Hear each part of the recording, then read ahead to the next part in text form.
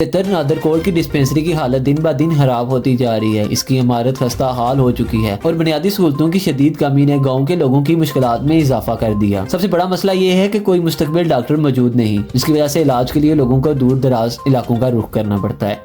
ये डिस्पेंसरी गाँव वालों के लिए एक इंतहाई अहमियत की हामिल है, क्योंकि यहाँ रोजमर्रा के इलाज के साथ साथ हंगामी हालात में भी फौरी तिब्बी इमदाद फराहम की जाती है। लेकिन मुस्तकबिल डॉक्टर की अदम मौजूदगी और सहूलियात की कमी की वजह से गाँव के लोग एक बड़े बहरान का शिकार हैं। किसी भी हादसे या हंगामी सूरत हाल में इन्हें फौरी मदद की जरूरत होती है, लेकिन डिस्पेंसरी की खराब हालत इनकी जिंदगी को मजीद खतरे में डाल रही है। मकामी लोगों ने वज़ीर-ए-आज़म आज़ाद कश्मीर चौधरी इनवारुल हक, वज़ीर सेहत चौधरी अंसर अब्दाली और हाजी जावेद इकबाल बड़ानवी से मुतालबा किया है कि फौरी तौर पर इस डिस्पेंसरी की हालत को बेहतर बनाने के लिए इक़दाम करें। और मकामी लोगों का कहना है कि यहाँ मुस्तकबिल डॉक्टर की तैनाती और मकामी सहूलियात की फराहमी से गाँव की जिंदगी में बड़ा फर्क आ सकता है। डिस्पेंसरी जी है असनी जड़ी नादरकोट मंडेतर जड़ी मरकजी सेहत है नादरकोट डिस्पेंसरी है। इसने हालत ज़ात इसे खुद तकी सकने हो।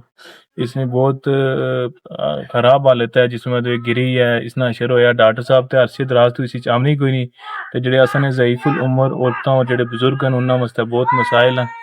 तो ये असें रिक्वेस्ट करने मौजूदा जेडे वजीर हैं असें हाजी जावेद इकबाल बड़ानवी साहब और वजीर सेहत ही के इस पर नज़रसानी करन और इसनी जल्द तमीर हुए।